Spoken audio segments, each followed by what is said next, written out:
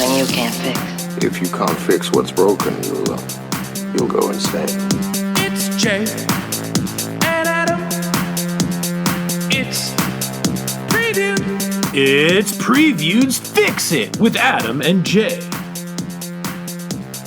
Hey, Peaches! Welcome to Fix It, where friends don't let friends fix pop culture alone. I'm a crab person. And I'm Jay.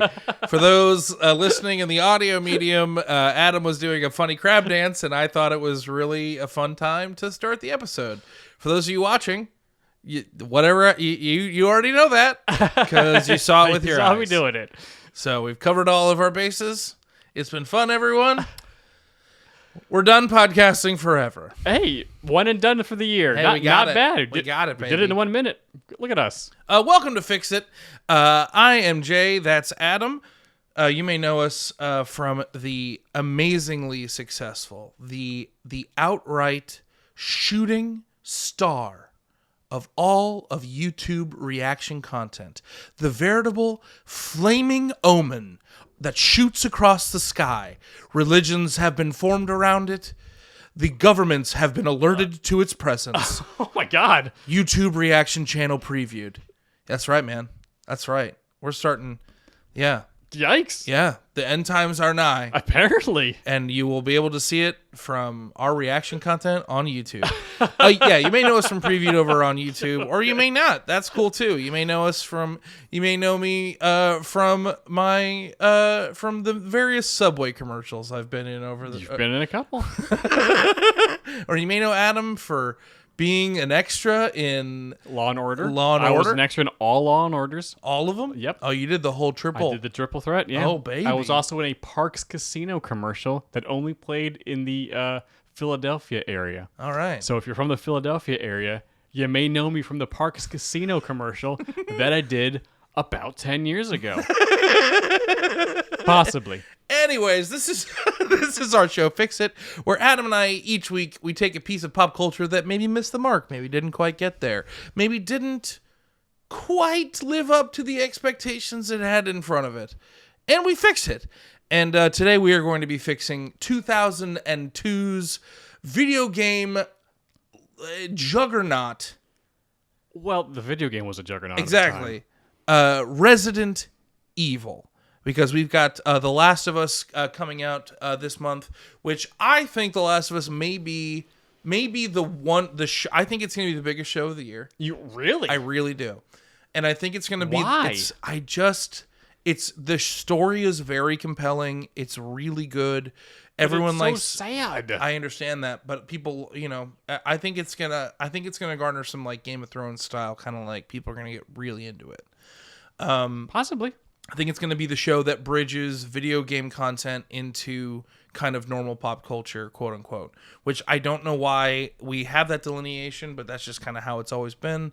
Even though video games are the most profitable medium on the planet. They are. For some reason, every time we try to put a video game into the movie format, both everyone's attitude are like, well, this is probably going to be a big stinker. Even the people making it, I think, sometimes are like, well, this is just a cash grab, huh? Well, back in the day. Yeah. But now, I mean, Sonic did a sequel, and it was both were very good. They're making a third one because they did a very good job at it. Yeah. And Sonic was a harder story or game to make into a movie than, say, Resident Evil should have been. Absolutely. And they still have never gotten it right. And they made, I think, like 7 of these? 7 total. And including in that, the Resident Evil Welcome to Raccoon City attempt to actually do the movie that everyone thought the original one in 2002 was going to be. Because at that point, it was up to Resident Evil 3 in video games. Yes. And Resident Evil, took the industry by storm. People loved that game on the PlayStation. Well, and weirdly enough, people, I think, this movie is not necessarily very good, but I think at the time, I think people have a fondness for this movie franchise in its own way. Because you just know you're going to show up for, kind of stupid zombie action. Yeah. And I think people can kind of I think people have willfully looked past how good this movie could have been to just kind of just shut up and enjoy the explosions kind of film. By the end of the second, we're like, all right, we're not getting Resident Evil, are we? No. Okay. That well, being I guess said, though, the second one actually kind of slaps. it is closer to what the second game was supposed to be, and they did a couple of, I guess, interesting things with it. But at the same time, it's just like, but we're still not getting the game, right? We're not. Yeah. We're just okay. Mila Jovovich is just gonna kick ass and stuff. Cool. Yeah. All right. This is, I guess, okay. But yeah, so we're fixing Resident Evil today. But before we fix Resident Evil, Adam, Yes, Jay. how you doing? I am doing well, he said as he looked kind of Wow. maniacally Wow! into the middle distance. Your face. Tell me about it, stud. It is the first episode of the year, but we actually have been working since Sunday. Before then. I would say you came over on, was it Friday or Thursday or Friday last week? You came over Friday on the 30th. Oh. And we worked and talked about our grand master plan for this year of growing from a channel of, guys, it's just two of us. You got it, to a, hey, it's no longer just two of us. We're a team? We're a team now. We're getting stuff done. We're making things Hell happen. yeah. And we had a very long meeting about, hey, how do we go from 2 to more? We don't know what that number is yet, but more people. To 70. I don't. Oh my God, that's Yeah. a lot of Yeah, people man. to. Oh. Yep. It's mostly interns for me. Ah. Yeah, I that just want would the make interns to be able to sense. play basketball against each other. So we're gonna need You want we're two gonna need full 68 basketball of them. teams? Yeah. Okay. Okay. But we got I cleaned off my whiteboard, and I was like, okay, let's fill this thing in with this grand master plan. And after a couple hours, we did. So this past week we have started to try to start that process of filling things out and making things happen and getting our friends and colleagues on board to do more stuff. Yeah. While at the same time cranking out a whole bunch of content. Yeah. So that part's been a little difficult of juggling these two massive balls of content Cranking up the big balls. Cranking up the big balls. and infrastructure. Yeah. So it's just been like, I'm okay. feeling pretty good about it though. Oh, we're This doing. week has not been a tremendous success, but it has been in that like Rome wasn't built in a day kind of thing. Where It was not. like, hey, like that this week could have gone better, but all things considered, this is a step in the right direction. Oh, absolutely. It's Yeah. just doing both of these things, juggling both infrastructure and content stuff, and like figuring out who's editing what and doing what where. And there's only X amount of time during the week, and it is truly only the first 5 days of the year. So like we really like hit the ground sprinting, and we're like, oh hey, do we need to be running so fast? I think maybe I think we should slow down a little bit. That was me yesterday. I was like, I just can't come over. Iron Man 3 will not render, and I think I know what the problem is, but I can't watch Wednesday today. For those of you watching or listening along, we just, as a surprise, it just launched 25 minutes ago. We've decided that as a surprise for all of the peaches who have been clamoring for us to react to Wednesday, we're reacting to Wednesday. So We lied to their face for a week about we it. sure did. It felt good. It felt really good. You know what? I understand why Marvel lies to us, and I appreciate it. And Yeah, thank you, it's Daddy fun. Feige. It's fun. It's fun for everybody. It's fun when you know it's going to be a fun thing. Yes. Lying for entertainment's sake of no, trust me, you want to be surprised. Well, it's like the setup of a good joke. It's like as when you're on stage and you like you're setting up in a certain direction, knowing you're going to pull it back in another direction, and like you can kind of feel the audience kind of like trying to guess ahead, and they're going in the wrong direction. yeah, and then you're like, ha. Yoink. Yeah, that's like that nice little 5-second like mental like I see, You think you're so clever. you think you're so smart. Gotcha. Gotcha. So I'm good. I'm excited. I'm just a little tired, just because of all the the juggling the balls. And I know things are going to. The first couple weeks here are going to be a little. Oh, okay, over here. Just kind of diverting attention from one thing to the next thing as we do content and get things up, all the systems up and running that we're trying to institute. like for this podcast, the behind the scenes systems of this podcast are going to change drastically in the next couple weeks. Yeah. That should help, the flow of the podcast to all of the peoples. Indeed. But so it's just going to be fun. It's just at the moment it's a little bit like, okay. Just trying to track everything. Absolutely. That's great, bud. Yeah, I'm kind of in the same boat. I'm like, oh, we're good. We're doing the best we can. Yes. That is honestly always our previewed promise to everyone. We are truly giving you 100%. Sometimes our 100% may only be 75%. And we're all just gonna have to make peace with that. Well, I mean, I think one of the really good things we did this week is on the big whiteboard now is hey, we're in control, not the content. Take control. And this week we really did a good job of like, you know what? I'm exhausted. You know what? I'm done for the day. Yeah. You know what, Jay? Don't stress out about getting Iron Man 3 out. You go to sleep. You deserve a good night, right? Yeah. We'll get it tomorrow. It's okay. We don't have to. Ah! And I really felt more in control this, even though things have been crazy. Even though we've been doing we have grand master plans and we're doing lots of stuff. Yeah.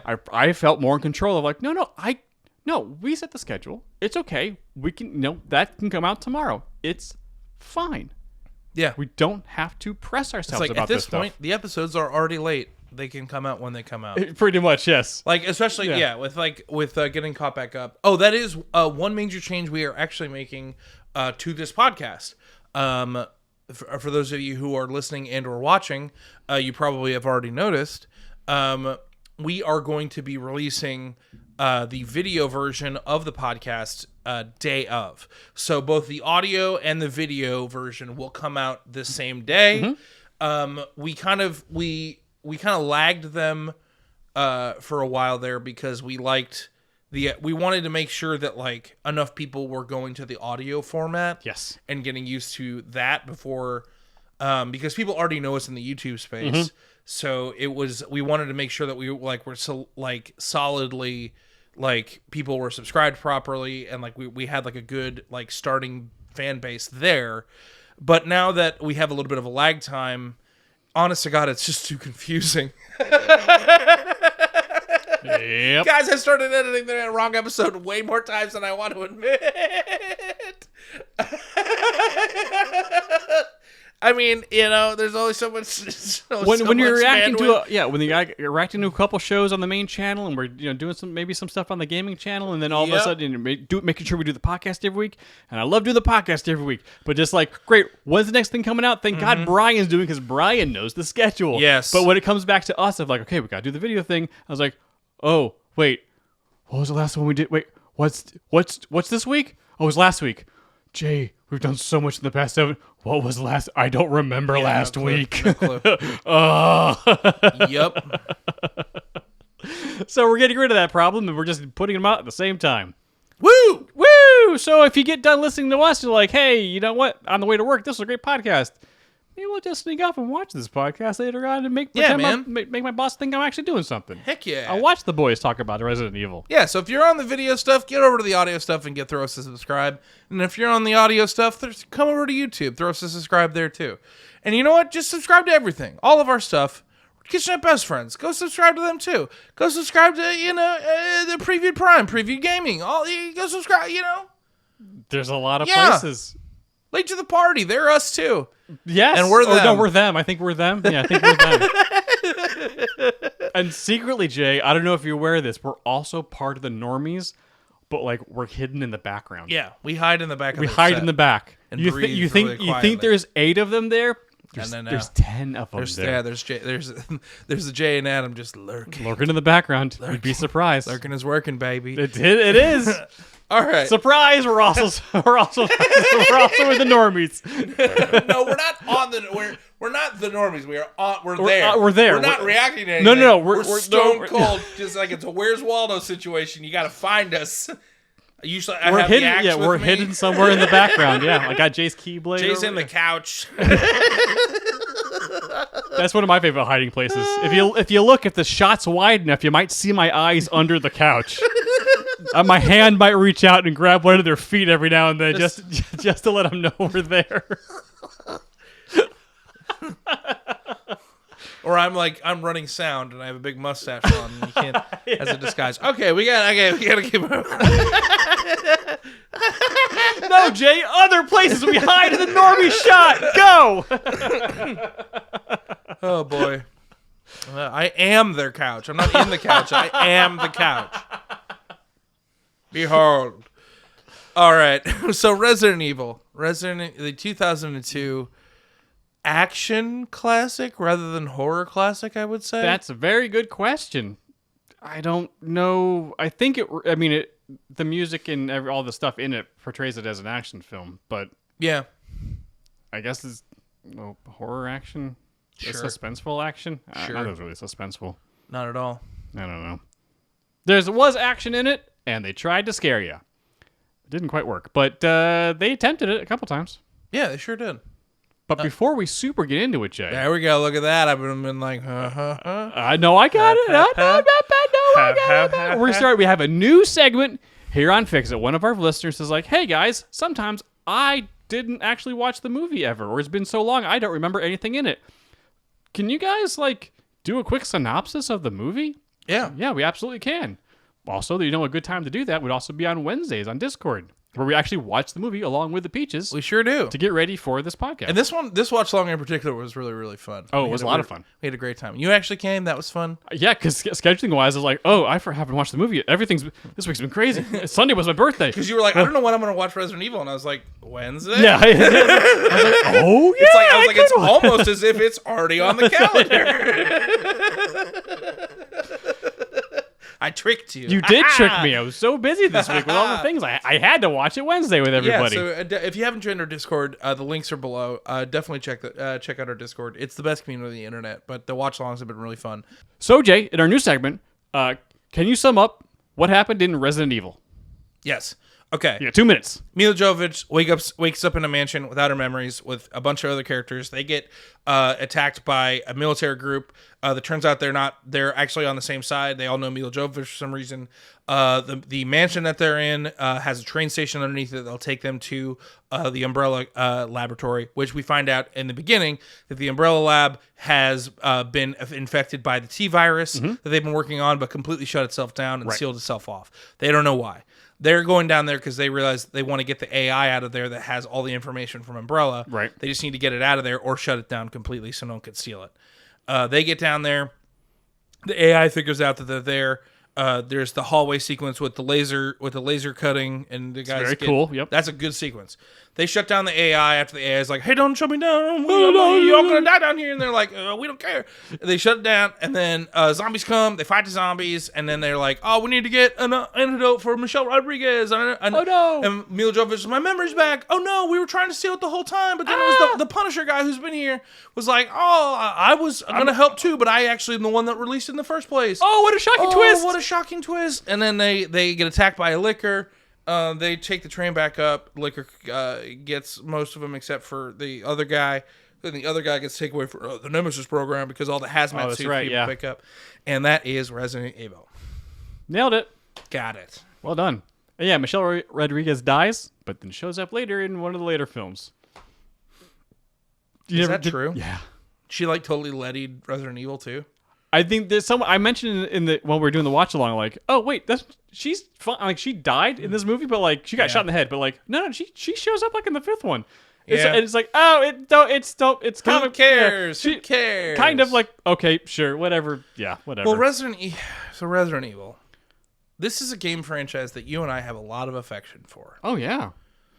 I don't necessarily like spooky, scary games, but these are games that I distinctly remember going over to my friend Anthony's house when we were living in Minneapolis, and he had Resident Evil 2, and I would just watch him play. Oh, yes. And we and it was one of those things where his dad was a mailman, and he would come home and he'd be like, "Hey, is it weird that Jay, do you want play a game that you both can play? Like why are you just playing and Jay's watching?" And I'm like, "No, this is incredible. This is very good TV. I need a backup." And I was like, "No, yes. It's also very scary. We need is I'm fine. I am fine just watching this game. I don't want to be in control. Yeah, I just need to watch and help out where I can. Yes. So that and that's why I like our setup when we play Resident Evil. Is mostly you playing and me just helping because I am well versed in that. But like, yeah, it's I really like these games a lot. But this movie in particular, this movie skews so action, like zombie slaying. Because there's zombie movies and there's like zombie slaying movies. Where this is a zombie slayer, and But is it? How many zombies get killed in this movie? I think this movie plants the seeds for what it's eventually going to become. Like when she does like the cool kick off the wall To kick the dog? Yeah. Yeah. Oh yeah, the dogs. Yeah. Those are like real dogs. Yeah, they look really spooky. Yeah, those poor dogs. Yeah, having to sit in the makeup for so long. But like the thing is that like this movie is not indicative of what this game is in any way. Not in the least. Because Resident Evil is like, it's not really, they're action games technically. I mean, this is the game that started survival horror.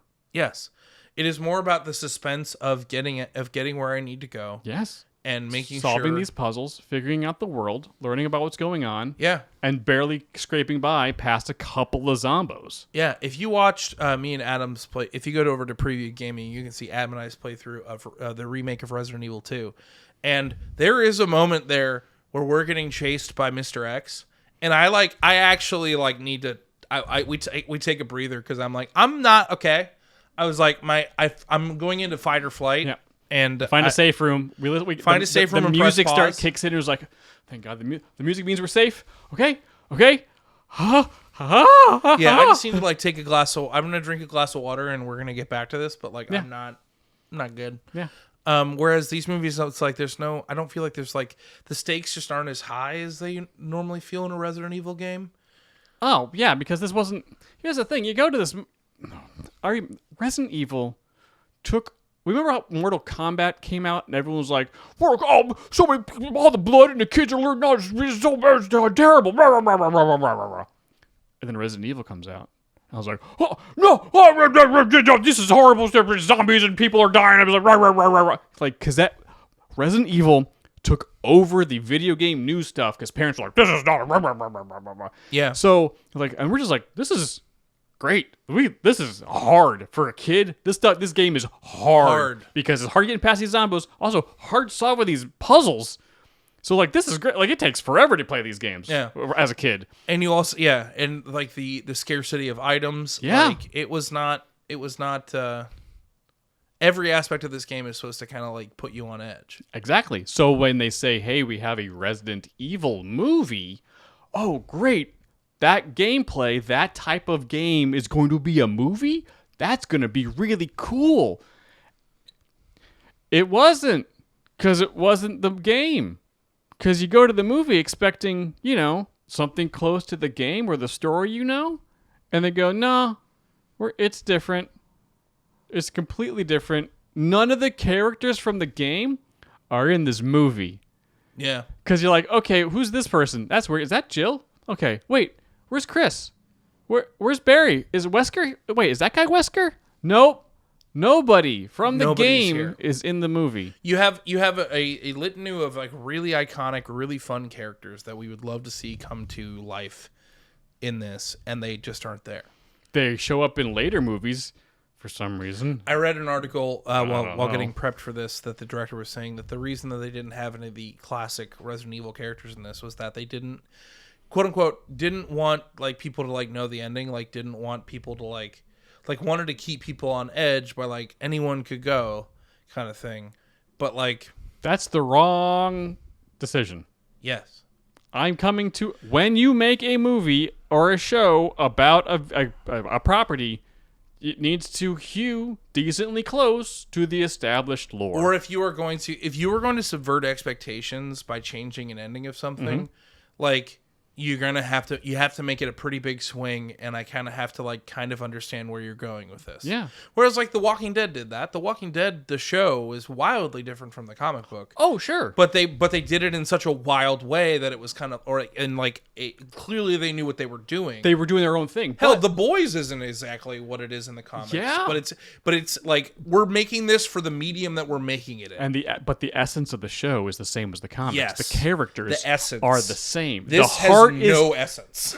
It truly doesn't. Like it has no. It's just things happening. Yeah. To all these like the whole. Well, the movie starts with a voiceover, which this is just it's a poor decision because we don't need any of that information. We don't need to know what Umbrella Corporation is. We don't need any of that information. No. But we get about 90 seconds of it. It's also one of the more egregious like opening because it's just like here's the thing, Resident Evil, and then shows the title and it's like I hate Umbrella. It's the Umbrella Corporation. It's like, but what? But also, it doesn't really inform much of what's going on. Just like, hey, this is the Umbrella Corporation. Like, okay, great, but what? Oh, Resident Evil. Wait, I was still like confused as to what. And then we get like literally like a 7 to 10 minute scene of like everyone dying in the hive for truly no reason. The movie doesn't even start until Mila Jovovich wakes up. Mm-hmm. And then all that information that was conveyed in the first 10 minutes could have been figured out later on through a lore dump or you video have a footage. character with amnesia. Like you can have lore dumps. Yeah. You can spend more time on the train down there. Like it's fine. It's what the problem is that they made this movie a classic zombie movie. In that well, just that like, oh, what's a zombie film? Well, I can only assume that was it Paul W.S. Anderson was just like, well, it's a zombie film, so what do we do for zombie films? All the zombies. Yeah. And the Resident Evil games, that's more of a Dead Rising. That's Dead Rising. Yeah. This Resident Evil is a small number of bad guys with a scarcity of items and suspense. Yeah. And you just filled this world with too many zombies. Right out the gate. As soon as we see zombies, there's too many of them. Yeah. But also, I think someone brought it up in the watch along. They were saying, I can't remember who it was, but it was a good point. They were like, you have to remember, like in 2002, like there weren't a lot of zombie movies. Like this was kind of leading the charge into like what modern day zombies were. That's a very good point. So it was kind of, they were like, I think the reason people kind of gravitate towards this movie and why they made so many was that like it would like the concept, a lot of it was kind of novel at the time. Sure, because we hadn't gotten like 28 Days Later. We hadn't gotten like no one had truly Dawn of the Dead remake. Yeah. No one had nailed the zombie genre yet, and it hadn't been around for a while. So it was kind of a fun little resurgence of that. So like kind of. But again, I think there is something much scarier to the like there's a zombie in this hallway and I don't have anything to deal with it, but I need to get past that hallway. Uh-huh. But this movie ended up being, oh, well, we're in a tunnel and there are 8,000 zombies on both sides of us. So we're gonna lose somebody, shreds. Which some of those sequences were kind of fun, I guess. But at that point in the movie, you're like, oh, this isn't Resident Evil anymore. Oh, okay, well, it's fine. Okay, I guess. Yeah. As like I mentioned earlier, like when seeing the Final Fantasy, The Spirits Within, you get to about 45 minutes of like still hoping that like this is going to turn into a Final Fantasy movie, right? This is like a weird fever dream. And then it like 45 minutes, and you're like, oh, it's not, is it? No. Oh. Christmas time. Yeah. Is here. I don't know why are there alien ghosts here? I don't get it. Oh man. Alec Baldwin died. Someone said that in the chat because like someone was like, "Oh, it's like the Final Fantasy movie," and like from your response, I was like, Adam just got sad. He's like, you were like, yeah. The Final Fantasy, not to go too far in another direction, but The Spirits Within came out after Final Fantasy VII. Yeah. And everyone was like, this is gonna be epic. I remember everyone like jonesing out on a Final Fantasy movie and then everyone being like, was that good? Well, hey, was it good? I don't know. Maybe.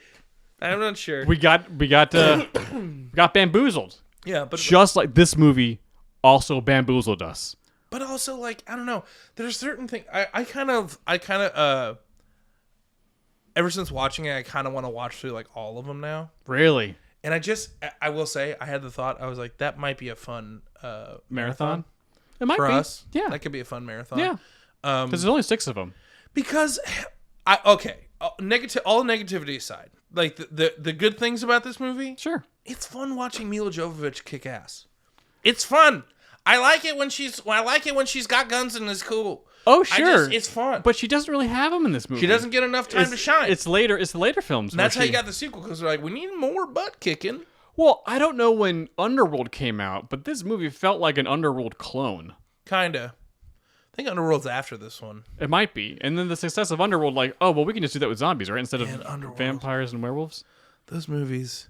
Do you know what? There are 3 movie franchises that just like, they know exactly what they're making and they don't care that if people don't like them. They're just like, we're going to make, these are the movies we make. Resident Evil is one of those. Sure, yeah. Underworld is another one. Yeah. They take, the people that make Underworld take it so seriously. They do. They do not mess around. That third one with it's just the rise of Lycans. Yeah. It's pretty good. It's pretty I good. saw that in the theaters. Yeah. And then the Riddick movies. Okay. Like Pitch Black and then Chronicles of Riddick. Sure. Like they're just like who is this for? No one knows. No one's totally sure. But that's Space necromancy. That's the whole point. Can't see me. Pitch Black. I only saw it once and I couldn't. But like I like Mila Jovovich and I like the idea. Like that's really it. I mean that's Mila Jovovich, but that's enough. You know. Okay. You don't feel this. You don't. Oh, I dislike this movie a lot. Yeah. Oh, me too. But I get. It's more that I understand why there were more of them. I guess. I mean, back especially 20 years ago, it's like, well, mid-budget action film. That was a fun fact. So when someone was like, "Oh man, this movie came out 20 years ago," and I was like, "Oh no." Yeah. Oh no. Christmas time. That fact made me feel more old than most other facts. Oh wow. Yeah, I was like, "Oh, I am." Yeah, it's been. I mean, this movie wouldn't be made now. No. I mean, they tried with Welcome to Raccoon City. Was that good? Man, that movie also got a little bit of a raw deal because it was like just finished as the pandemic hit, and they're like, "Oh, we're gonna hold this a little bit because we think it has a chance." And they finally just released it. Like I think it was somewhere in 2021, and I found it someplace to watch it. And where'd you find it, Lashy? Yar, me mateys. Twas a good haul for the zombie booty.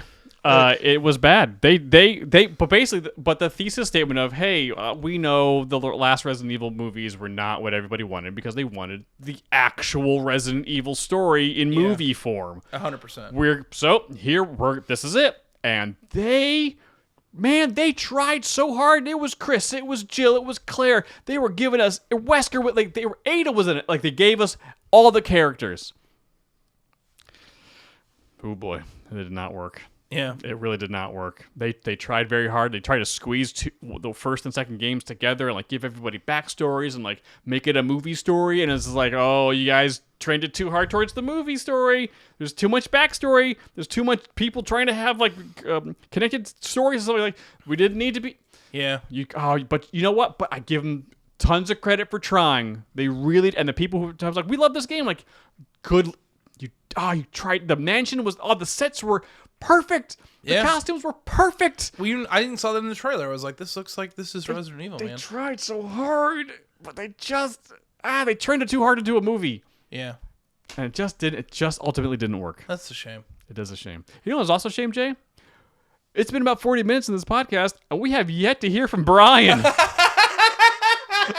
Hey, Brian, why don't you tell us all about the original 2002 Resident Evil Roll That Beautiful Bean fun fact footage? Thank you, gentlemen. Producer Brian here, and today we're trying to fix 2002's Resident Evil, directed by Paul W.S. Anderson and starring Mila Jovovich and Michelle Rodriguez. This movie cost $33 million to make and made $103 million in theaters. This is the first of 6 Resident Evil movies, if you don't include Welcome to Raccoon City, the TV show, and then there's an animated show as well. The 6 movies are Resident Evil, Resident Evil Apocalypse, Resident Evil Extinction, Resident Evil Afterlife, Resident Evil Retribution, and Resident Evil The Final Chapter. Yes, I'm cheating. There's just a lot of Resident Evils.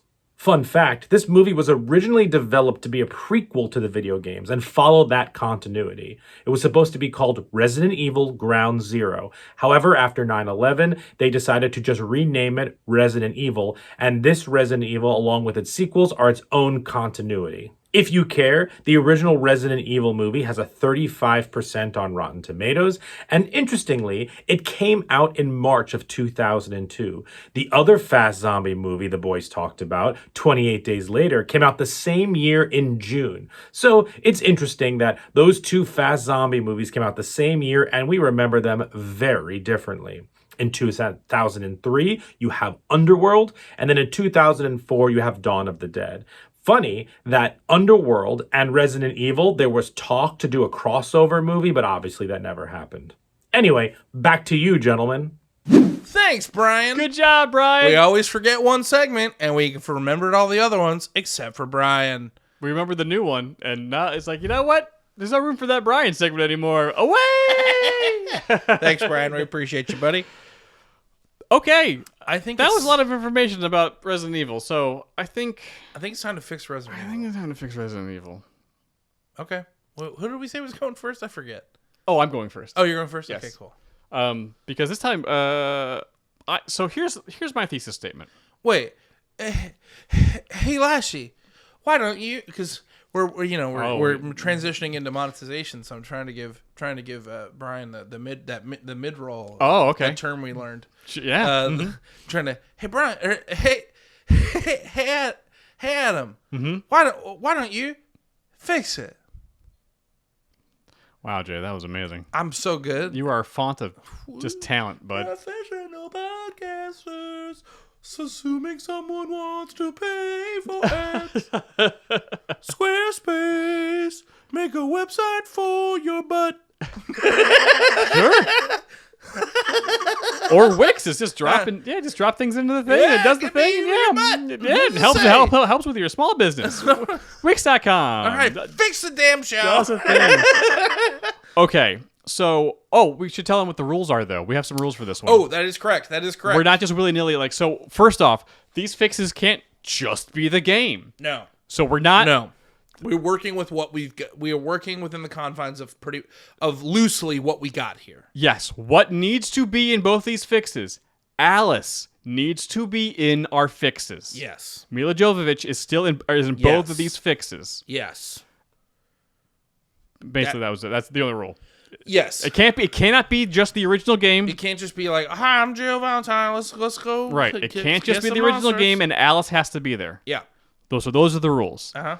That being said, though, I'm going to attempt to actually figure out putting mostly of the main first stories of Resident Evil into movie form with inside the rules. Okay. So here we go. Yeah. My movie starts in Raccoon City at the Raccoon City Police Department in the STARS office. Oh, okay. Wow. So what we are hearing Bravo team's distress call. Yes. Of like our copters going down. We're like, there's something in this woods. We don't know what's going on. And we see Chris, Jill, Wesker, and Alice. Okay. All getting ready to go out to back up Bravo team. Do you have any idea of who you'd want, like, Jill and Chris and? You know what? I don't. But sorry, I didn't mean to put you on the spot like that. But the casting of Welcome to Raccoon City was actually quite good. Yeah. Robbie Amell was in it. He did as Chris, I believe. He did a good job. Yeah. So the casting the casting in the movie was very good. So heck, those guys. Oh, and Monkey Boy from Umbrella Academy. Oh, he was Wesker. Really? Yeah. Oh, that's good. That's good casting. Yeah, it's really good. So and of course Mila Jovovich is Alice. Yeah. Time traveling 20 years in the future. Yeah, but like that type in 2002. Yes. 20 years ago. Yes. 21 years ago. So they're all in the STARS office. They're getting ready, but through this conversation, we're seeing character dynamics show up. We're seeing team unity. We're seeing them yell at the chief. Yeah. Alice is extremely pissed that Alpha Team wasn't called first because they should have gone out first because they are much better equipped for the call that happened at the mansion outside of Raccoon City. Yes, sir. It should have been us. This is on your head. Why did you send Bravo Team out there? Yeah. So we're getting group dynamic. We're seeing what's going on. We see them gear up and get ready to go. They meet Barry out on the helicopter, the helipad.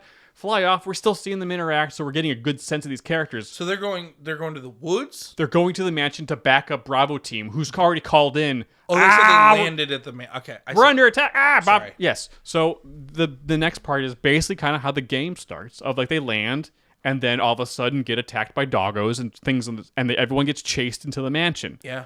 So in the mansion we have Barry, Jill, Chris, Wesker, and Alice. So okay, and it is the mansion. We're doing it like they did in the remake, Welcome to Raccoon City. Like we are rebuilding the mansion from the game. Yeah. So like it is like the iconic, the stairs leading up and off to the sides. Like if you played the game, you're like, whoa, the detail! Wow, they did it! I can't believe I'm actually seeing this. Is incredible. But everyone is in it trying to figure out what's going on. We get a little bit of lay of the land. Right, of like we're kind of exploring a little bit. The dining room's off to the left. There's that other thing, but it's all super quiet. It's super eerie, and basically, they get far enough in because remember you get in the room and then you go down a hall and then you find one of the Bravo team members is like getting munched on. That same thing happens, and then all of a sudden a couple of zombos come out, and the team gets separated. Barry's off missing. We think he's dead. Sure. And here's the big difference. Wesker and Jill get separated, and they're in the mansion. Okay. Chris and Alice get separated, and they find themselves outside and go to the residence. Okay. So you're doing both. I'm doing both. That's cool. So that's actually really cool. But here's my big change. This is how this whole movie's being presented. As I said earlier, like, hey, they made the Resident Evil movie like a zombie movie, like hordes coming. Oh my god! But splitting them, that means you can go through the whole game twice as fast. Yes. That is correct. Yes. So I want this movie to be a lot more like A Quiet Place.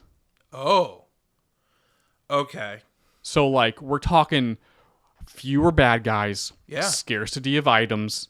Like everyone still has agency. The best thing about Quiet Place, it's like I have 7, but like the characters. There should be a moment where the characters are like, I have 7 bullets left. Yes, I know. I know how much stuff. Yes, I have X amount of ammo on me.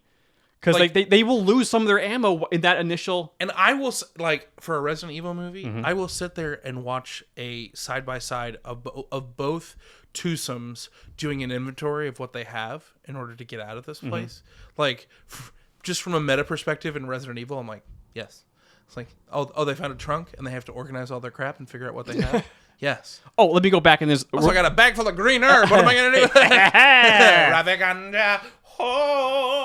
When at that initial when they find the first Bravo team member and he's like getting munched on or whatever, everyone kind of freaks out. Jill and Chris especially freak out, and they start shooting. And of course, this is how they learn like what's going on. They shoot like nothing seems to happen. And he's still kind of coming at him, and then Alice pops him in the head and is like, "Oh, okay, that's how we handle these things. We gotta whatever the heck that was, we gotta shoot him in the head." And then more, from the shots. More start showing up from different directions, but only like 8 to 10. We're not talking a horde here. We're talking just a couple more than they can handle.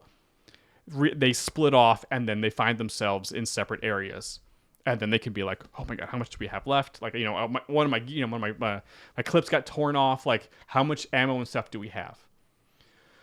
But this movie is being presented like A Quiet Place. After this initial like burst of running away from the thing and trying to figure out stuff. Yeah. Okay, now it's going to be A Quiet Place. Cool. We need to search this building. Slow, methodical. Everyone has agency. They know how to handle situations, but they don't have enough to really do a ton. They have to be smart about this. They got to go about this slowly and figure it out. Also, like the part of the game that makes Resident Evil so good is that it takes Hitchcock's camera from a distance and setting it in just a set place, and we're going to use the hell out of that. And I'm going to use this as a camera trick, and I will explain it later on why this is actually happening. There's a story reason why we see this camera angle. But there will be shots, there will be times where the camera is up in the corner of the room, and we're going to use that smartly as a director and like have our characters like coming around a corner and like having shadows play on the wall that they can't see, or a reflection in a thing where, maybe a dog walks past, or we see, like something shambling out of their eye line, but we can see it, so the tension is being built up. Yeah. So basically, the duo's got to find their way out of the mansion and out of the residence. And we're going to do a thing that I just learned about by watching an editing podcast the other day. They were talking to the editor of Andor, or one of the editors of Andor. Oh, that's cool. And I learned a term called "meanwhile back at the ranch." Have you ever heard that term before? I know. Meanwhile, back at the ranch. Yes. Basically, that was what they did in Andor. They will stick with one of the stories, and they'll get to a peak point of Bix being tortured by Indira or whatever her name is, and then cut over to Andor in the prison. Yeah. And then it ramps all the way back up, and then it's cuts over to Lutheran. And then all the way. Meanwhile, back at the ranch, Lutheran's dealing with the thing. We're going to do that here. As Jill and Wesker are going through the mansion trying to figure a way out and deal with doggos and zombies. And they're also getting chased by a hunter. But every time it's over to Chris and Alice. Okay, and they're trying to figure out residence or whatever, and they're figuring out information about the Umbrella Academy, the Umbrella Corporation. They're finding out about the T-virus. Not a ton, but we're going to get a little lore dumps here and there of information about what's going on here. Kind of like what we do in the games of reading all the stuff, but quicker. Yeah. And the Umbrella Corp. Oh, this is a whole corporation thing. Oh, what's the T-virus? Each group is getting a different element of the story. Sure. As they find out different ways of getting out of the mansion and getting out of the residence. It turns out that they find out a path to get out of them, but at the mansion they got to fight some big scary snake because they were experimenting on animals. Yeah. Which is Yawn from the games. Sure. So Wesker and Jill have a fight scene against a giant snake. Cool. While also dodging a hunter. Awesome. Meanwhile, in the residence, Chris and Alice have to fight Plant 42, but this time it's not just a plant; it's more like a human-plant hybrid thing because the T-virus has all sorts of mutation abilities. Because why not? So they got to use herbicides because they don't have a lot of stuff. One thing I appreciate about the T-virus, it can kind of do narratively. It can do whatever you want it to. Kind of gives everybody eyes on weird places of their body and can do whatever you want. So they, find stuff out about the Umbrella Corporation and the T-virus a little bit, and they also find out ways. They have a little bit of a mini-boss fight, and they lead into the tunnels, where eventually we'll do a jump scare because it's fun, of them meeting up with each other. Ah! Yeah. But again, the camera is far away. We're still kind of using that Hitchcockian motif of just wow, we're watching. So they get into the tunnels. Because for me personally, the concept of figuring out everything street level and then getting all of that done and then getting to go down to the labs, that transition is the most Resident Evil thing you can do in a movie. Yeah. That's so, what I mean? Because every game I feel follows that format to some degree. All of them, yeah. Yeah. And I find that level of repetition a little bit comforting. So I feel if you're doing a Resident Evil movie, they have work to your way down to some type of a lab. Yes. Or, in the later games, work your way up to the... Oh, no, I guess the lab on the ship in 7, and I guess the weird castle place in 8. Or you worked your way down to the mitochondria thing or whatever, and it's so you always work your way, metamycete. You always work your way down to a thing. Resident Evil 8 was so good. So good. So they're in the tunnels, and then they they swap information. Oh, and I forgot, one of the important things is that Jill and Wesker run into one of the Bravo guys. Each team runs into a Bravo guy to get some more information about stuff. But the one that Jill and Wesker runs into, and this is in the game, says, hey, there's a mole on the STARS unit. Oh. I mean, it does happen in the game. There's a mole. So Jill's when they meet up, Jill's trying to figure out who the mole is. So they proceed around the tunnel, and then all of a sudden, they get attacked by 2 lickers. And they don't have a lot of equipment, so they can't they put a couple caps in them, but it takes more to take out a liquor than a couple of handgun shots. So they're, running for their lives, trying to hide and trying to, play it smart until they realize the hunters or the lickers track by sound. So you can sneak past them like you can in the game, but it's very freaking tense. Very quiet. Very quiet. And of course we could play this up. There's a couple more. Whoa! Alice almost fall. Oh, you grab onto her, just oh, yeah, it's tense. You can even do the Matrix stuff that they tried to put in hamstring into this movie. You can put it in small, subtle ways that I think would be really very fun. small. Because remember, they're capable agents of knowing what they do, but they don't have a lot of resources. They gotta play this stuff smart. They can get past it. They just gotta use their brains. Yep. So they sneak past the lickers. They get into the labs, and we have a nice establishing shot of like, the camera sweeps around, and we get a good, nice lay of the lands of what the labs look like. And eventually find the sole survivor of this whole thing is Dr. Birkin. Sure. Dr. Birkin is actually in the second game. Okay. So they find Dr. Birkin, and he's like, "Oh, thank God you're finally here." Okay, this is this is the big lore dump scene. This is what's really going on. Dr. Birkin just developed the T-virus, and it's like, "Oh, this is great. There's so many good applications for it." But the Umbrella Corporation is like, "Yeah, but we could use this to do all the evil things we want to do." When Dr. Birkin found out about it, it was like, "Oh, I can't let this fall into the wrong. I can't let Umbrella do this what they planned. So I need to either destroy it or give this to the authorities so they can stop this. I need you to get me and my daughter out of here." And Chris is like, "Your daughter? Where's your daughter?" And a little holographic picture pops up, and it's, "Hi, I'm Sherry. Are you gonna help us get Sherry?" Because that's the name of the daughter from. She's a robot Sherry. I made Sherry Alice. Artificial. Or not whatever. No, not. Whatever, there was a name for the AI in the actual movie, but Sherry. It's now Sherry.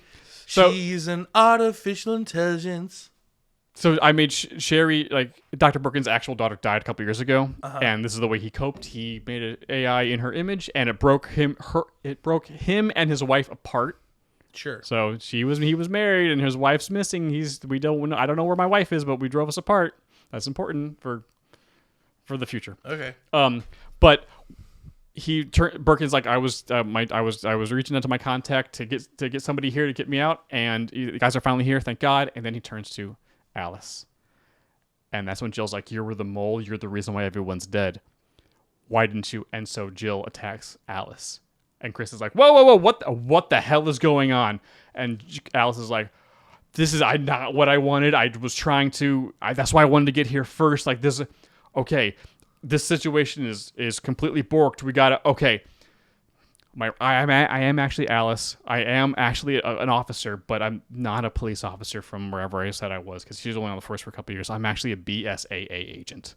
Gotcha. Which BSAA is actually from the Resident Evil universe, is what everyone eventually works for later on after all the Raccoon City stuff. Yeah. It stands for what is it? It's a Bioterrorism Security something agency. Sure. Like Security Assessment Alliance. So Assessment Alliance. Yeah, it's kind of weird. But she was tasked to get Birkin and the information on the T-virus out of here, and everything obviously went to pot. Yes. While this is going on, as the revelation of Alice was the mole, Wesker does what Wesker does in every timeline. He's a constant. He steals the T-virus and releases a couple liquors and Tyrant. And so everyone turns to what? He's like, and big reveal, I knew about this too, and I'm just gonna. He's a third party player. He's not working for Umbrella. He doesn't. He's like, no, I'm just gonna give this to the highest bidder. This is a gold mine, and I'm going to use it. So bye. Sorry, but not glasses. Bye, and leaves. While Tyrant just is coming out of this big tube, and just in a show of force, oh crap, how smashes those liquors, just bodies them. Wow. Okay. And so Birkin's like, we gotta go. Tyrant, of course, stabs Birkin, so he's like, oh no, I can't make it. Save my daughter. Key card. There's a tunnel out of here. I'm so sorry. He dies. So the last 20 minutes of this movie is just basically everyone running from Tyrant. They don't have a ton of resources, so they're trying to play it smart. Because the concept of the Tyrant or Mr. X or anything like that is a huge factor in Resident Evil. Mm-hmm. It's the thing that I have nightmares about. That's why, and regardless of how you change up the games, Resident Evil 8 had a Tyrant in Lady Dimitrescu. Mm-hmm. It wasn't the whole game, was it not. was like, look, you can't make a Resident Evil game without having something of some type of menace, some kind of menace in the place where you're at. Mm-hmm. And this movie had really no menace. It did not. So we add this menace, okay, this, it's the last 2 minutes of Metroid, the planet's exploding. You got to get out. Yeah. The Halo's gonna explode. Yeah. Like you have, we had the last 20 minutes is basically a chase scene of like we've already seen. I have the exact same thing. And because you have In my to. fix, yeah, because you have to. Because we've seen the lab, we know how it's structured, but there's like the tunnel, the elevator, whatever, is in the tunnels. Yeah, So, when you get into the train in Resident Evil, it's never over. yeah, You know? yeah, and it shouldn't Like, be. Yeah, that train's gonna get rolling, and then something's gonna go bad. That is one thing that this movie actually nailed. I was like, it's the train ride's always the worst part. Exactly. Yeah. So we see that they're running back through places we've already seen, but since we've already established them, we can see them getting destroyed and seeing them use cover and stuff they used before, like being smart, trying to get away. Absolutely. So basically they get to the elevator or whatever, the moving platform if you want. And, of course, Tyrant catches up to them or whatever. And instead of, like, using the rocket launcher or whatever, getting him there, it's just surviving the trip to the helipad. Yeah. And figuring out how to get him off the thing to survive long enough to get outside. Yeah. And, of course, they, we're able to, like, knock him off or just, like, get some distance. And they eventually, like, you hear, like, Barry comes over the comms is like, hey, guys, where are you? I've been circling for hours looking for you. Like, we were underground. We couldn't get your call. Well, we need help. We're coming to this location. We could really use some supplies and, drop your ladder, blah, blah, blah, blah, blah. And then they get to the thing, see Barry up top. It's like, oh, great. We're saved. And all of a sudden, then that's, of course, Tyrant comes out. And then, supplies, rocket launcher, cool guns, and teamwork, friendship, and firepower. They take out Tyrant in a cool way. They get on the helicopter, fly back to Raccoon City. Dawn's like, yeah. And Alice is like, I'm really sorry I lied to everybody. But I'm really happy you guys survived. My bosses are going to actually really want to talk to you guys about all this, and we have a lot to debrief you on. Yeah. And the day is saved. Totally. Resident Evil 1. Yeah. Mid-credit scene. Wesker meets up with his contact. It's Ada. Oh. I got the virus. Bum, bum, bum. Wow. Okay. End credit scene. That's cool. Back to the lab. We focus on Birkin's body. His eyes open. Now we're done. That's great, bud. Yeah. I like that a lot. And that is like that ties in Resident Evil 1 and 2 like pretty. That kind of does the whole thing. Mm-hmm. And then you can. But you could still have the events of 2 happen in a slightly different way. Yeah, or you could, or honestly, like I'm fine with a movie franchise like this, kind of going and doing their own thing after the fact. You know what I mean? Like I'm fine if you had a good idea. I think Resident Evil 3 is a big piece of crap. I hate. It's not great. It's not a good game. Like if anything, I would have the franchise move in a Resident Evil 4 direction.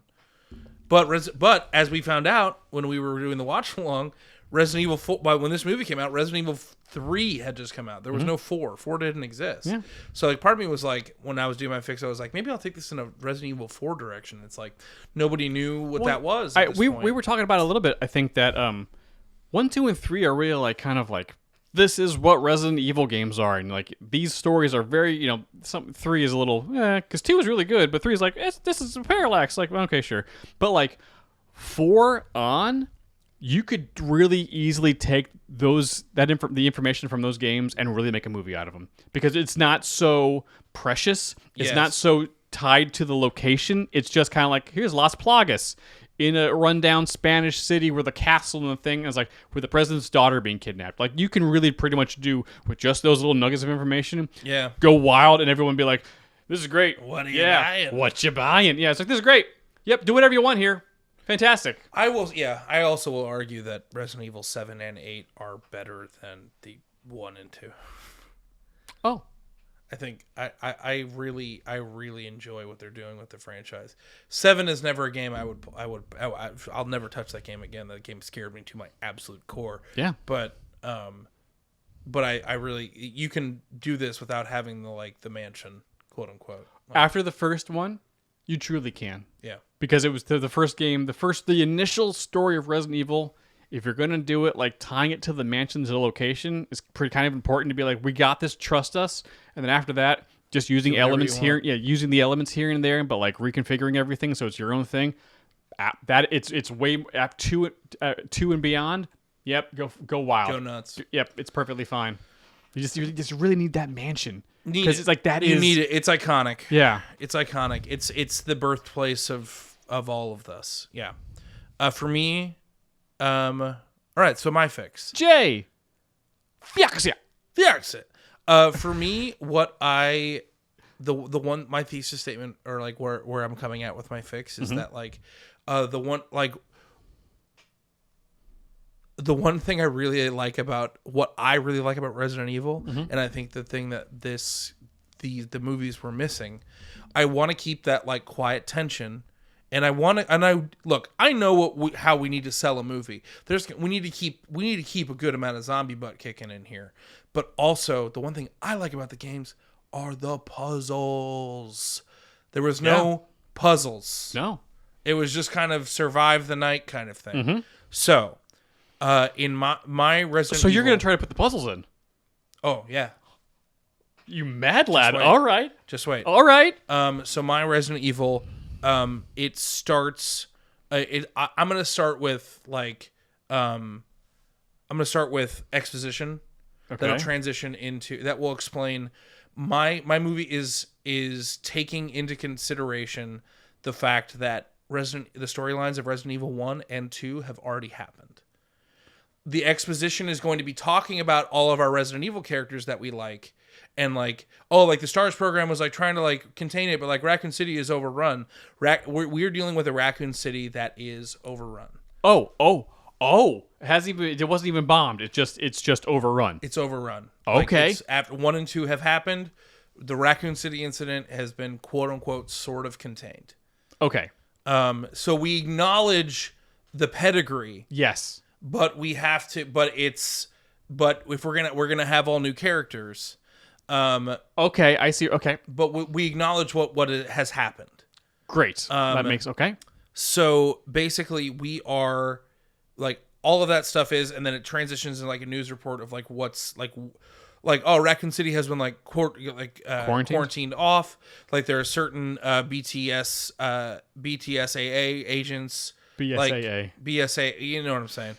BTS, man, all those K-pop stars getting in there. BTSA. We don't make the zombies. The BSAA. We make the zombies that make things better. They are working on like finding like searching the labs and for finding a cure and things like that. Yes. But that television like pans out and we see military agents like holed up in like kind of like a burnt out store, and we see Mila Jovovich wake up from receiving a bit of antidote.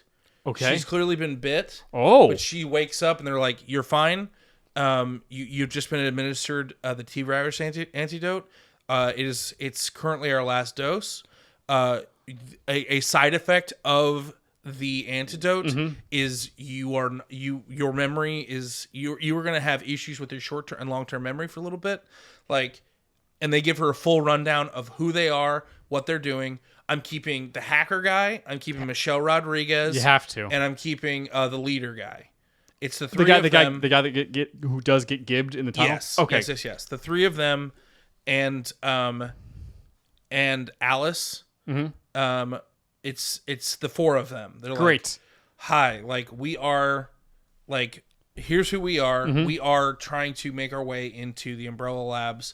Like we're working on like a small, like this is hyper classified, but we are tasked with retrieving the main computer drive out of they're like the labs are fakakta. We're not getting in there. Right. Like, but if we can get the information off of their main hard drive, then maybe we can replicate the more of the antidote, because the antidote we're working with we've already taken from the labs. But we have a finite supply. But if we get this computer supply, or the computer information, we'll be able to create our own. Okay. So they fill her in because she's just like, for some reason she wakes up and there's a small, she has a small carousel horse in her hand for some reason, and she's not sure why, and she just kind of like puts it in her pocket. Okay.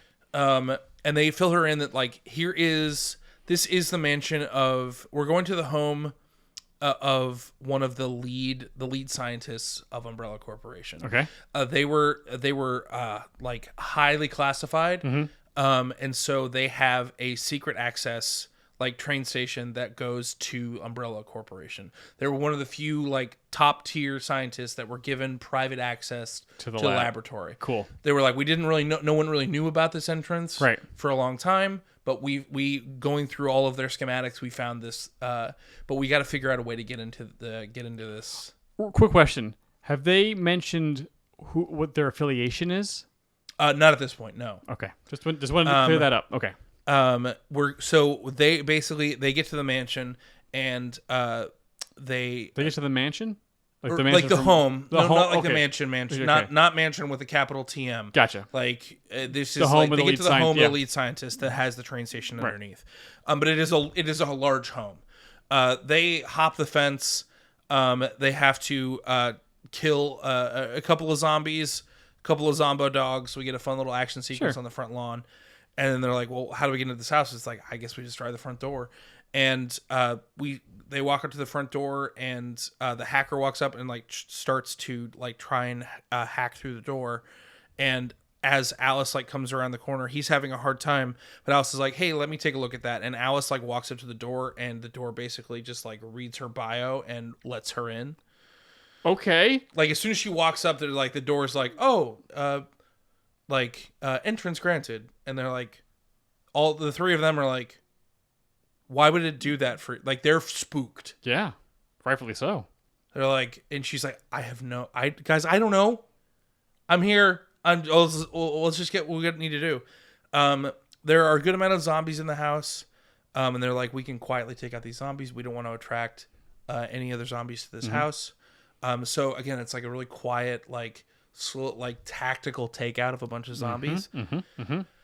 They're searching this home, and basically the hacker at some point is like, it seems like if I'm looking at the schematics, they're like, if we follow this way, they're like the train station, like the entrance to the train station is like through this doorway, and they walk in, and there's a huge organ, like a big music room. Sure, of course.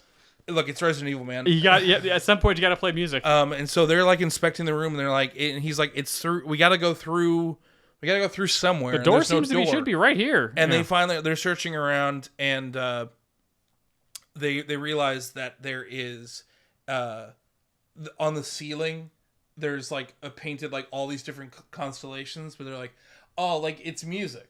Like, and then I like the idea of Michelle Rodriguez is like, I play the organ, and they're like, what? And she's like, shut up. And then I'm a badass. Shut up. She plays the notes in the sequence, but it makes a huge amount of noise. Yeah. So like all the like zombies start pressuring the house, but as she's playing, and they're freaking out, she's playing the song, and as she plays the song, like the like a door opens up behind the organ, like but then zombies start like pouring in, and they're like, we gotta go. So they pass through the door, and as they pass through, like the door like shuts behind them, and then they find themselves in a library. Okay. And the zombies are basically like pressing at the door. They're trying to play the organ too, and it's like just doesn't just. But they're starting to like break through. Like, this little door. And they're like trying to figure out like what. Another thing. When Michelle Rodriguez is playing it, she's like, "Oh, this is the intro to for the Four Seasons." Okay. Mm-hmm. And they're like, okay. And they get into the library, and they see that it's like half a library, like half an arboretum, and there are like little plaques with like wooden sculptures of different flowers. Okay.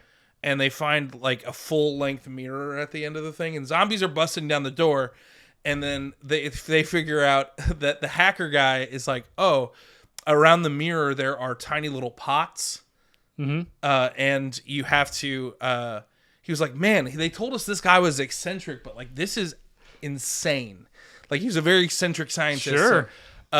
So and they figure out like, oh, it's they start putting the flowers in the pots. Yeah. They're like, oh, it's not it's the door's not opening. Zombies are starting to break through. Like the captain's like wasting zombies as they come through. He's like, you guys gotta figure it out. You gotta figure it out. Blam. Because that's the one thing I love about Resident Evil is that you're fixing all these puzzles, but you're also like in the library where you're moving the things. You're like, oh, gotta run away from the zombie really quick. And then click. Like, oh no. Like so there and then the hacker is like, oh, it's 4 seasons. And he starts moving the flowers, and they're like, "What are you doing?" And he's like, "These bloom at different times. They're seasonal flowers. You got to put it in the right seasons." And then he fixes it, and then the mirror folds back down, and they make their way into the backyard of the scientist's house. Sure. And they're like, "Why would this go outside?" There's huge walls on the outside, you can kind of hear the zombies shuffling behind, and the pressure is on for them to figure out what's going on. And they're in the backyard. There is a large carousel, and in the there are a bunch of buttons, and they start pressing them, and the thing lights up and starts spinning. Sure, yeah. But they're also on the dais is a small carousel that looks just like it and spins just right with it. Yep. But all of all the horses are not they're different from the thing, and so they're like, oh, we got to mix the horses. So the captain is moving them to where they're supposed to go, but as it's spinning and there's zombies blaring down on them. So it's the sequence would be really cool because he just is trying to fix it, and the zombies are pushing at the gates and he's click click click, and he's we're missing one, and Alice is like, will this work? And he's like, why do you click the carousel? Part of it opens up, and you can see that there is a stairwell going down underneath the carousel. Yep. The problem is something malfunctions with the carousel. Oh. And so the door, the hole over the stairway keeps spinning. Oh, okay. Yeah. And then as soon as that starts sliding up, it creates a lot more attention. 2 lickers show up, and so they're fighting the licker and basically running through this garden trying to get to the carousel, all the while fighting the lickers. But then they have to as a fun little action moment, they have to leap through the hole into the stairwell. Michelle Rodriguez gets bit pretty bad, but as she's jumped, basically she tricks one of the lickers into. Because you got to look, it's a zombie movie. She tricks one of the lickers to getting completely cut in half by the carousel door. Yeah. And it's still snapping while it's down there. And then they're bam! All right, let's keep moving. So they make their way to the train, the train station down below. They're I can't I just think if you edit this properly, this could be these sequences could be totally very stressful, but interesting.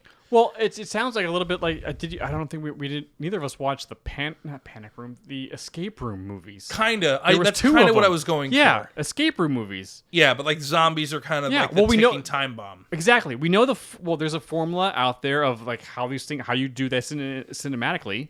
Yeah. We just use that with zombies. But for me, that's what Resident Evil is. Oh, it's puzzles and killing zombies. So they take the train down. The lab is there's dead folks everywhere, but clearly the virus in the lab has been kind of neutralized. Okay. Because they were as we get down there, we get to a terminal and we meet the AI of the computer, and we find out that the computer is the AI, and she's like, oh my god, thank you guys so much for coming to get me.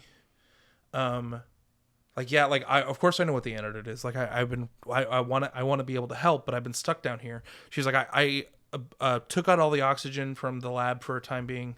Unfortunately, I did have to kill some people, but I stopped the virus from getting out any further. It's still up there, but it's not going to keep coming from down here. They're like, okay, great.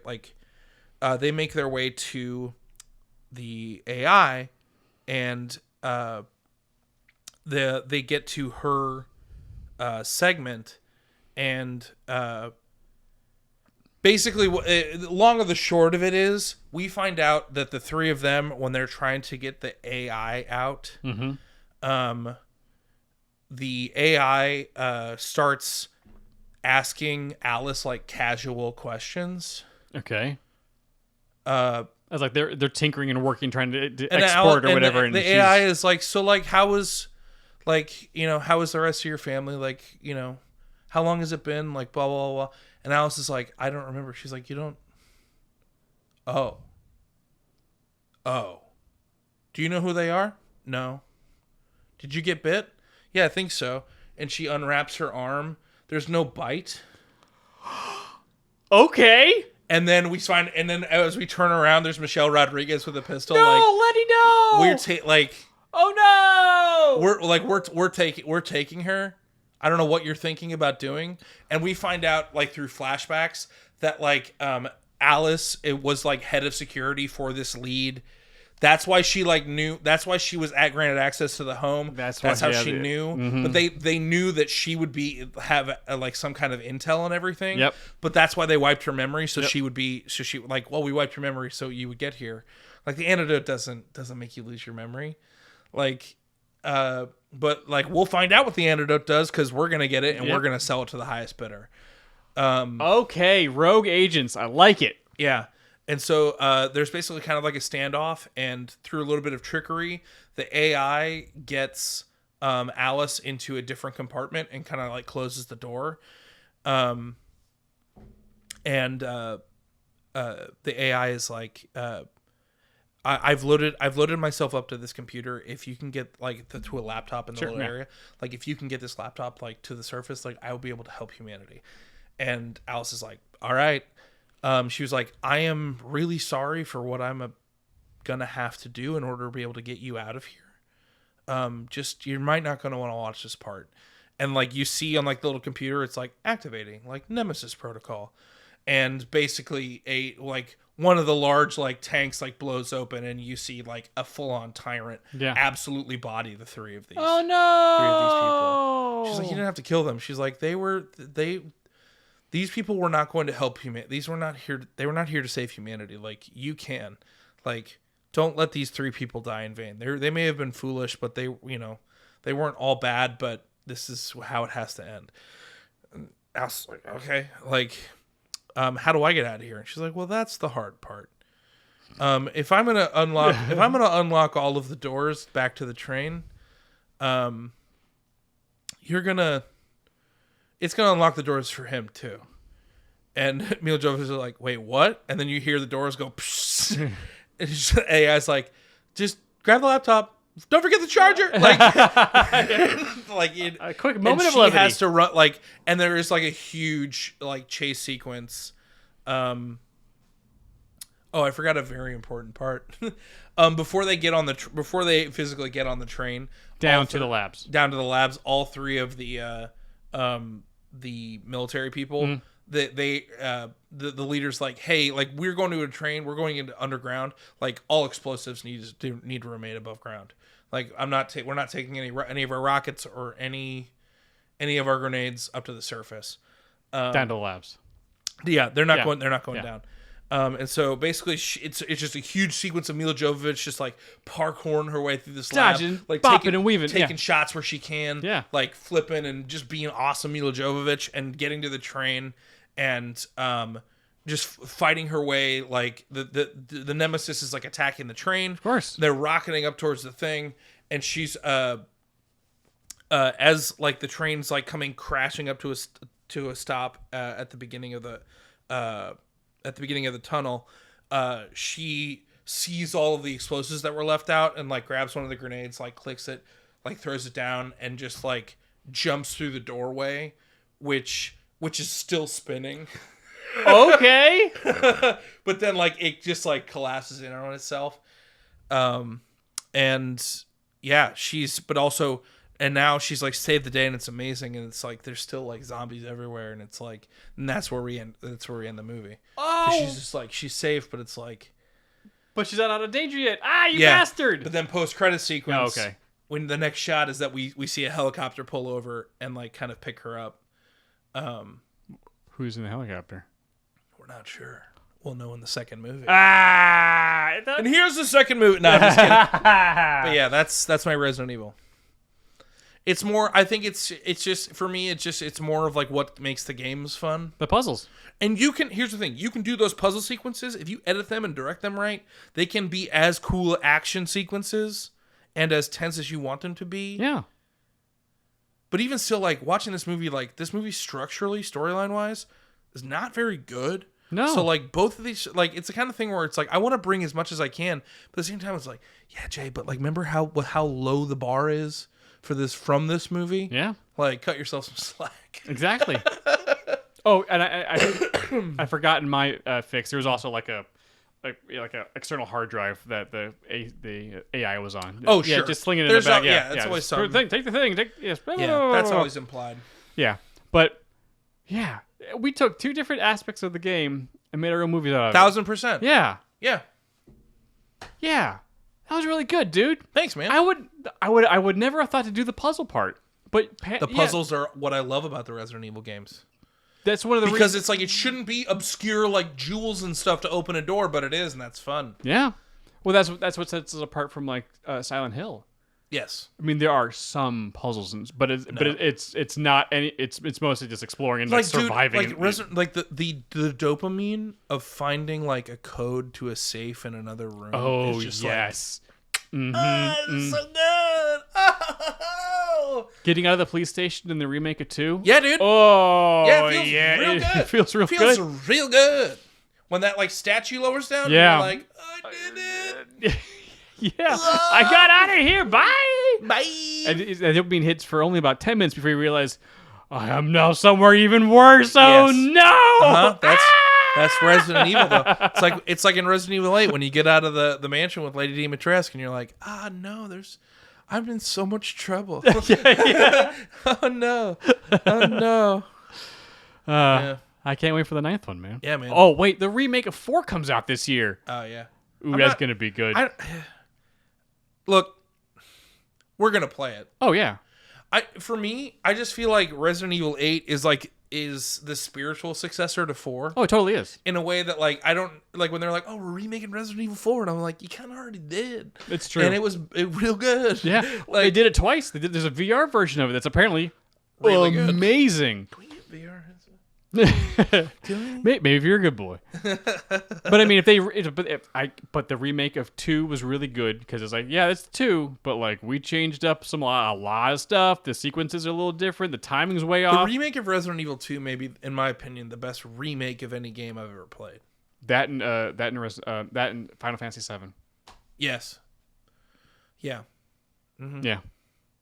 Yeah, if we're in an era making the game better, but still maintaining the actual core of what is the game. Yeah. Yeah. And that's the way you do it. That's how you reboot these movies or whatever. I haven't played the Final Fantasy remakes. I probably should, huh? Oh my god. It's so good. It's so good. Yeah. Granted, there's 2 of them. I would just play Final Fantasy 7 remake. Because there's one like Crisis Core that's like a prequel to it. Oh, crazy. I watched Cade stream that. Okay. It looks fun, but it's maybe not for me. It's nannerboats, but yeah, just do the remake and just get out of Midgard, and it is a ride. All right. Woo! Highly recommend it. All right. Jay, we did it. We did it. I honestly, I'm very proud of us Because we can't. Yeah. Because there's been multiple attempts at doing a Resident Evil movie, and none of them actually worked yet. And I think these are 2 very solid ideas. 1,000%. Yeah. Because if you're gonna do your own thing and go in a different direction, that's fine. You just kind of have to like acknowledge. You have to acknowledge what came before. You have to. Yeah. Like you can't. You're building on swamp if you don't. Like you got to have that good foundation. I don't know. Well, thank you guys so much for listening. Thank you for listening through both of our beautiful fixes. Thank you all for being here. If you're listening to this on, if you're listening to this, I always add an addendum to it, and I'm like, Jay, the sentence "if you're listening to this" indicates that they're listening on a podcatcher. Yeah. You don't need to specify any further. Well, if you're listening to this, if you wouldn't mind leaving us a review, leaving us 5 stars, it really does. It goes a long way to helping the podcast. And so many of you guys have already written so many nice comments, and we appreciate that. Also, if you're viewing this, if you wouldn't mind liking, subscribing, and hitting that bell, and doing that YouTube that you do, so well. You know how to be a good steward to content you like. Just make that happen. All right? Do the thing. We're not asking for the world, okay? We're just 5 minutes. Come on. I dare you, coward.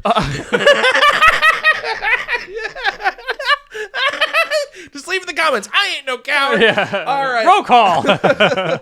All right. We will see you guys next week where we will be fixing 2000s Dungeons and Dragons. That's the one with Jeremy Irons. Yeah. Oh, boy. Which apparently is a trilogy. A movie neither of us have seen. No, it's going to be a fun one. It's going to be something special. I got a sneaking suspicion. Yeah, I'm really Next looking week forward to that one. It's going to be It's gonna be a good episode. I think it's gonna be the highest bar of nerdy to get into, but I think for those who are I mean I've never seen the movie, so I definitely have no idea. definitely swing through the Discord watch along on Wednesday if you have not seen it yet. We're gonna have a lot of fun.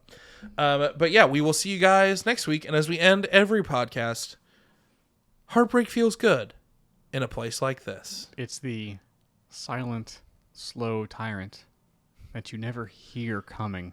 Don't even joke, man. Clomp. Clomp. I hate it. Clomp. Man, Clomp. Hello? big ducks under the... Avon calling. Hello? Bye, guys. Have you seen my hat? Get out of here. Hello? Get out of here, tyrant.